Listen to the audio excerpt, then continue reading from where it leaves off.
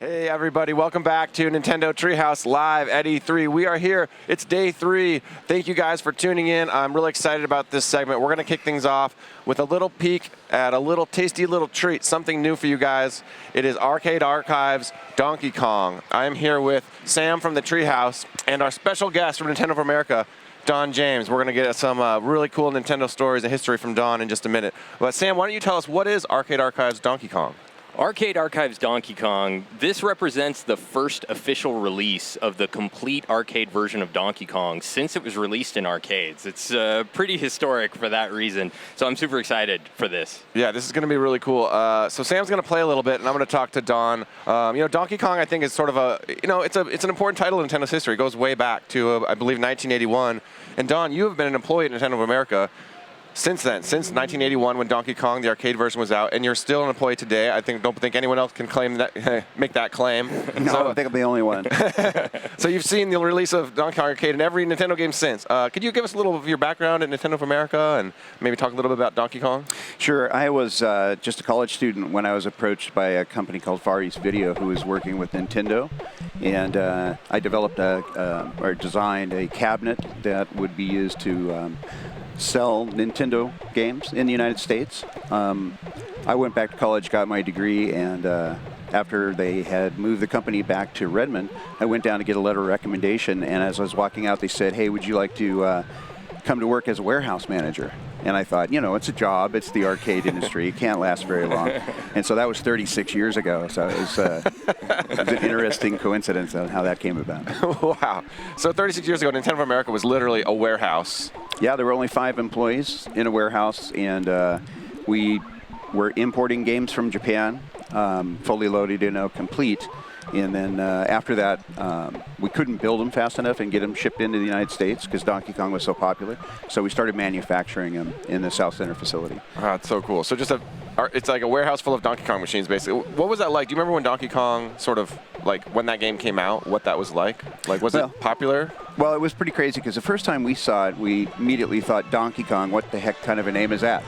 And then Japan actually asked us one time if we wanted to rename the main character Jumpman, and Mr. Arakawa, who was the president, and myself looked at the character, and we had a landlord that happened to be named Mario as well, and we'd never met the guy, so we thought it'd be funny to name this main character Mario after our landlord in South Center, and that's actually how Mario got his name.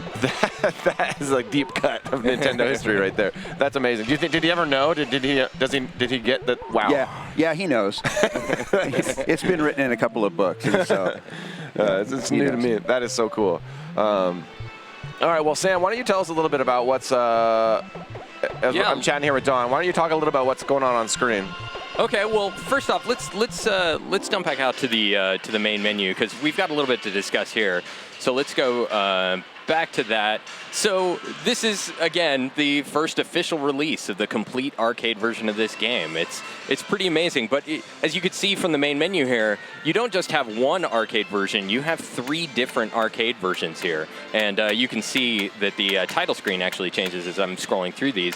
But on the far left here, this early version, so this was the first version of Donkey Kong that was released into Japanese arcades. And it has a few bugs in it that are pretty cool if you can master them, because they'll actually allow you to skip the barrel stage entirely if you can do that. But those bugs were fixed in the later version. And this is what most Japanese gamers know as the arcade version of Donkey Kong.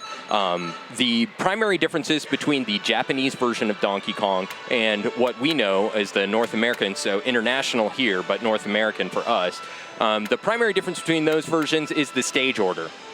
So in the Japanese version of Donkey Kong, you play every stage in order, whereas in the North American version, it kind of skips around a little bit. We'll see that a little bit later. But for the purposes of demonstration, we'll actually be playing the Japanese version so that we can see all the different stages. And then we've got 2 different modes here. We've got Caravan mode and High Score mode. And both of these are really cool because they emulate the experience of standing in front of an arcade cabinet and and dropping in a quarter and trying to get the highest score you possibly can in just your one run. So the high score mode and the caravan mode are pretty similar, with the exception that the caravan mode has a 5-minute time limit. Right. So the high score mode is where I'm hoping there's going to be a lot of intense action because like Donkey Kong with leaderboards, basically. Yeah, and online leaderboards.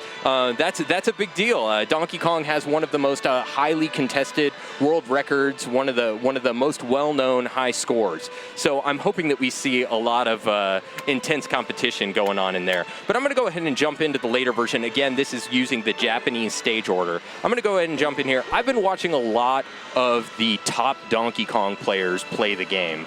And if Donkey Kong will let me, I'm going to attempt to showcase some tips and tricks that I've picked up from watching their play. And hopefully, if you master some of these things, maybe they'll get you up onto the high score leaderboard.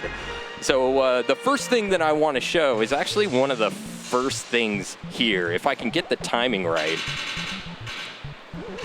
So there, right there, I was able to kind of glance some points off of that barrel that was falling down there. And the reason I was able to do that, it utilizes a quirk of the programming where you don't necessarily need to jump over an object to earn points. You can simply jump. Oh, this is going to get hairy. Oh, Okay. nice. Oh, you barely got through that. You don't necessarily need to jump over an object to get points from it. You simply need to jump next to a dangerous object, and then if you press the control stick to the left or right at the height of that jump, you'll earn points from it. And there are a couple of places in the game where you can use that to your advantage. That what I did just there showcased another trick that's actually going to be kind of hard to demonstrate. And that's sorry. Well, we'll get another opportunity to show you right here when we get back into the game. But Donkey Kong is deviously programmed. It's a super challenging game. And one of the ways that devious programming manifests is that the chance that a barrel will travel down a ladder increases if Mario is facing or moving toward that ladder. And I'm not going to be able to make that. This is going to be a rough one. Let's try this again. So, like I was saying, the chance that a barrel is going to travel down a ladder increases if Mario is facing or moving toward that ladder. And now armed with that knowledge, you can use it to your advantage. So you can actually, by strategically facing Mario, you can change. That one worked. Oh, no. There we go.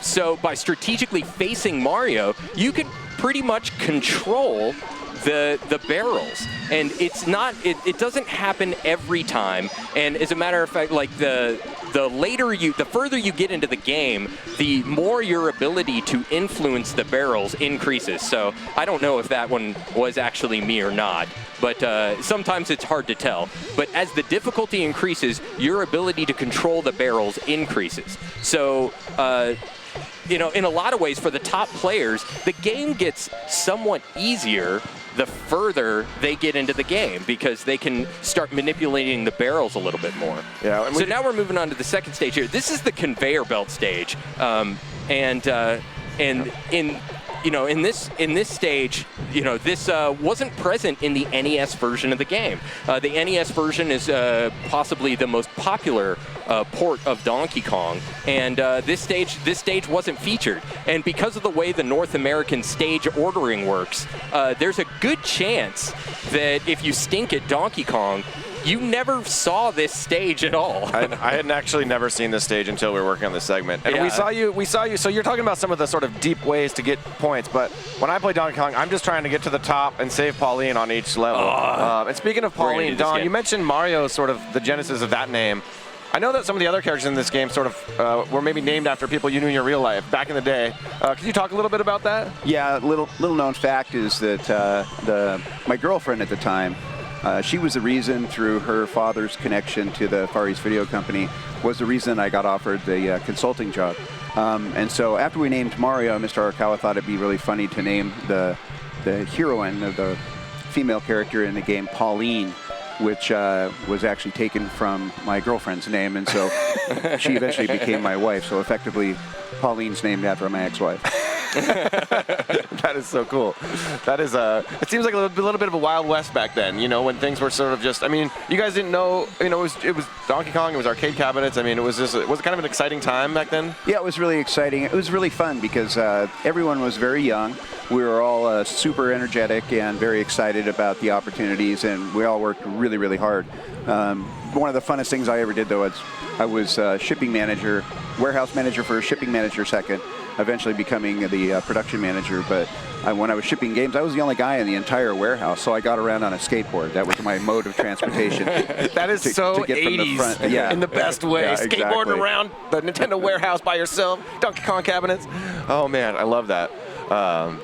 And Sam, it looks like you're up to some more point pressing tricks here. Yeah, I'm up to some more shenanigans. So this is a pretty safe place to utilize that trick I was talking about earlier, where you can kind of glance points off of dangerous objects by jumping next to them and then pressing left or right on the control stick at the height of that jump.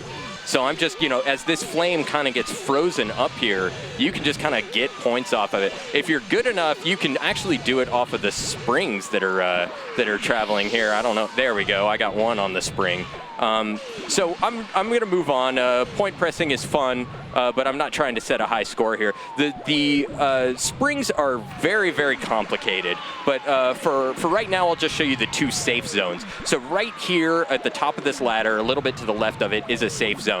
And then the second safe zone is kind of right here on the right side of this mechanism. Yeah, the time is counting down. I need to go.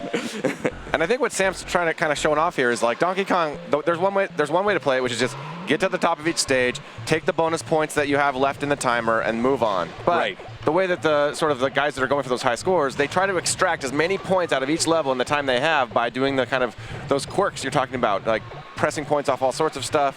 All right, I'm going to let you, I know you've got sort of a talking point about this stage too. Yeah, so this is the Rivet Stage. So in most of the stages of Donkey Kong, the objective is pretty simple. You just need to get to Pauline at the top of the stage. But for this stage, you want to pull all of the rivets, causing all of the platforms to fall here. And the pattern that I took, so the rivets that I pulled on the left side of the screen here, I did so in a certain order. And I wanted to do that because I wanted to leave this rivet so that I could grab the hammer and still pass that area. So my objective on this stage is, if you see the central ladders here, so the one where my hammer is landing, it's kind of aligned with Donkey Kong's crotch area, if you will. So the central ladders divide the stage into two halves. And when I destroy an enemy, so long as I am on the right side of the stage when that enemy respawns, they'll always respawn on the opposite side of the stage. And because I pulled all of the rivets from the left side of the stage, now when those enemies respawn that I destroyed with the hammer, they're all trapped over there. So that was my objective, is to trap those flames on the left side of the screen. And I'm going to try and get these final two. I don't know if I'm going to be able to do it. This guy is camping. So the reason why I wanted to do that and try and get as safe as possible, and I don't know if I'm going to be able to show it, unfortunately, is that point pressing trick I was showing I'm just going to do it. There you go. So that point pressing trick that I was showing, that where you can kind of glance points off of dangerous objects, well, there's no more dangerous object than Donkey Kong himself. So you can actually stand up there on that top platform next to Donkey Kong and just keep earning points off of his back as long as you have time left on the timer. And that's another trick that the pros utilize, or the top players utilize when they're trying. It's kind of amazing to me. Like, I'm learning some of this stuff for the first time, like some of this stuff from Sam as he's been training for this segment. Like, Don, it's kind of crazy, isn't it, to learn some of these strategies about, I mean, maybe you knew some of this stuff, but I don't know if back in the day in the arcades in 1981 people knew some of this stuff. They're just probably trying to get to the top and get the most out of their quarter. Yeah, for the most part, it was just try to survive, get to the top, rescue Pauline. And I didn't know half the tricks you're talking about.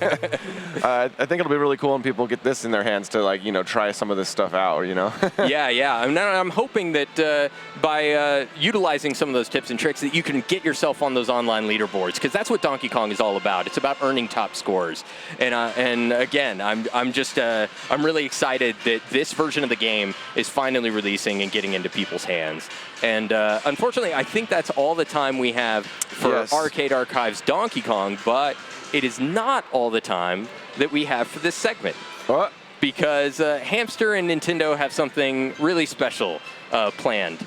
And so we think of the Arcade Archives series as a fun way to revisit classic arcade titles.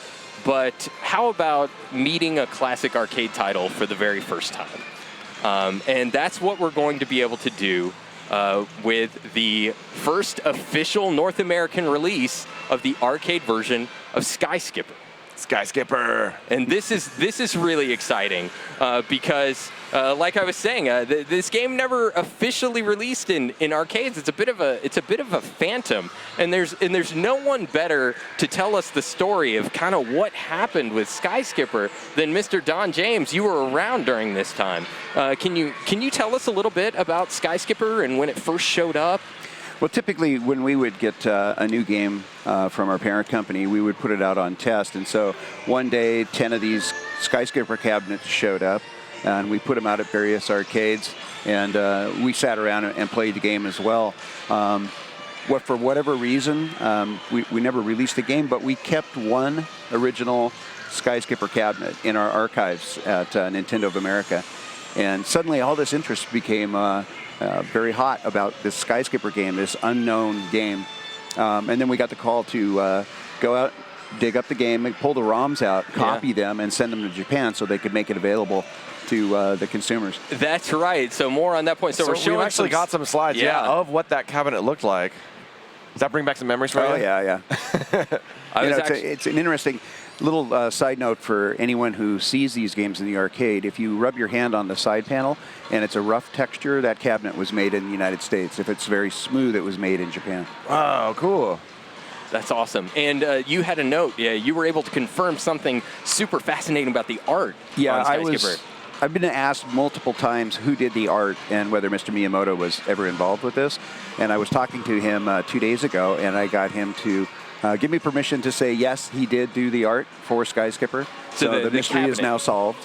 Yeah, the cabinet art on the side of Sky Skipper that was drawn by... the header, the control panel. Can we show that one more time, that art slide? I just think it's so cool to think of Mr. Miyamoto drawing that.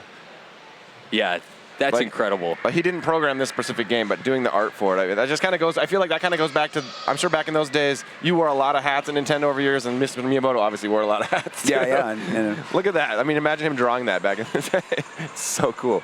It's beautiful. I was present during the photographing of this arcade cabinet, and that's an experience I'm going to treasure for the rest of my life. That I actually got to see the last. You got to touch the last cabinet.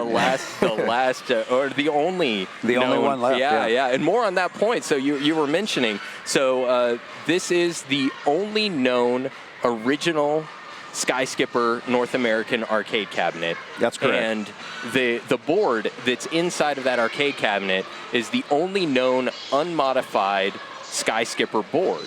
And the ROMs from that board supplied the ROMs for Arcade Archives Sky Skipper. Yep. So truly proving the namesake of the Arcade Archives series. This one came literally directly from those ROMs. Yeah, from our archives. So let's go ahead and jump into the game. It's a really interesting, crazy-looking game. I think you'll see as we get into it here. Listening to that wonderful startup music. So you can see that I'm controlling this character. You might have seen it during the attract mode when that was rolling. But I'm controlling a character called Mr. U. And you might have noticed the charming little typos there, staring Mr. U and co-staring the King's family.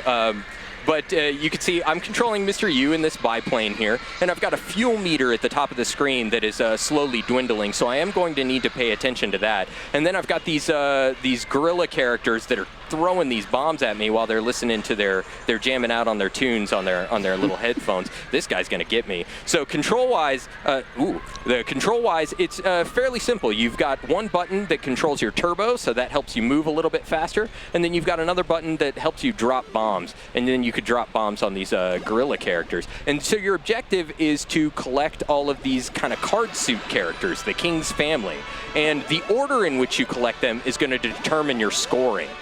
So 4 of a kind is worth the most amount of points, and then all of the same color is worth the second amount of points, and then, just collect the cards as you can. And then you can see on the bottom of the screen, there's actually a map that shows you where all of these card suit characters are located so that you can find them more easily. And the stage is complete whenever you collect all of them. So I'm going to make my way over to the other side of the screen and attempt to do that here. So this flag here that's in the center, if you touch the flag, then you can refuel, which I'll do right now because I was running on low on fuel as I was explaining things there. But the graphic style of this game is just wild. Look at it. Yeah, is this just like a normal day at Nintendo, Don, where you're like, oh, a new game shows up and it's got gorillas with headphones on and you're flying over an airplane? You know, we never did figure out why they're wearing headphones. I'm not quite sure. So they could listen to this rad music while they were playing their trying to dodge the bombs that Mr. U is dropping. But I'm going to try and collect all these card suit characters. Yeah, so the graphic style is just crazy. Look, you've got kind of these low-resolution looking environments, but the objects, so like the Mr. U and the biplane and these card suit characters are super sharp looking. It's really wild. I'm going to go over here and collect this last card suit character and hopefully finish the stage. Oh, no. The clouds are also dangerous. That's important to note. All right, so I got that. If you turn your attention to the bottom of the screen there, you'll see these gorillas are really unhappy about having been captured. But that's just another example that this is a perfectly preserved artifact of the time in which it was produced. This has not been modified. This is an exact copy of what's in our archives. So we're going to start off the second stage here. So I think you need to biff it really quick so we can see that. Oh, right, yeah. I kind of want to see you crash because I think that's one of the cooler graphical elements. I think if I just play this stage, the death will happen organically. I don't need to crash myself. I may have jinxed you. Is it bad that I'm just rooting for you to crash? Yeah. Well, no, the crashes are pretty spectacular, and I'm sure we'll see one here in just a minute. There we go. There you go. I took that a little too close. Look at that. Yeah, this is an amazing just piece of Nintendo history. And I'm really excited that it's finally getting out there, that people are finally going to have the opportunity to play this. And again, with online leaderboards. So, maybe try and set a world record in Sky Skipper.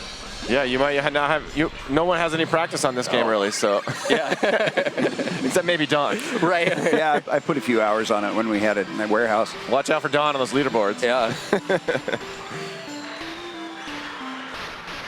All right, well, thank you so much for coming, Mr. James, and telling us a little bit about Arcade Archives, Donkey Kong and Arcade Archives Sky Skipper. The first-hand experience that you have with both of these titles is something that no one else can claim. No, there's a couple other people, but they don't work at Nintendo anymore. Right. So yeah, it's pretty cool that you've literally seen the release of every Nintendo game since Donkey Kong. Yep. Every single platform, game. It's been a incredible experience for 36 years to be part of this company and watch the innovation and the craziness that it is working in the video game industry. Yeah, and I'm sure being here at E3 is it's one of those yearly, those yearly touchstones where we all come together and show our latest games off for the world. I've been to every single E3. That is a badge of honor. I'm not sure if that's a badge of honor or shame. I'm not sure. Well, that was great. So going back to Arcade Archives Donkey Kong for a second, Don, do you have any info about when that will be released? The greatest thing, I've got the pleasure of announcing that it's available right now, and you can download it today. Right now? Arcade Archives Donkey Kong is available right now on Nintendo eShop. So get out there. Maybe if you know Donkey Kong well, try to put up some high scores. If you don't, like me, take some of those tricks Sam showed and maybe get yourself a new high score because I didn't even know how to grab some of those points. Yeah. As much as I've been playing Arcade Archives Donkey Kong, I'm still going to download it the moment I can because it's not enough. A great game is great forever. And I'm going to be playing as much Donkey Kong as I can. As far as Arcade Archives Sky Skipper, that is going to be releasing on Nintendo eShop next month. All right, so Arcade Archives Donkey Kong available right now. Arcade Archives Sky Skipper will be available next month. Once again, thank you to Sam for showing us those, putting through the paces on those games. And Don James, Nintendo America, pleasure. Thank you so much for sharing some of that those deep cuts with us. Thanks for having me. Thank you. This is great. Thank you, guys. Thanks for tuning in to Nintendo Treehouse Live at E3. We're going to be right back with a look at Starlink Battle for Atlas, so don't go anywhere. We'll be right back. Thanks.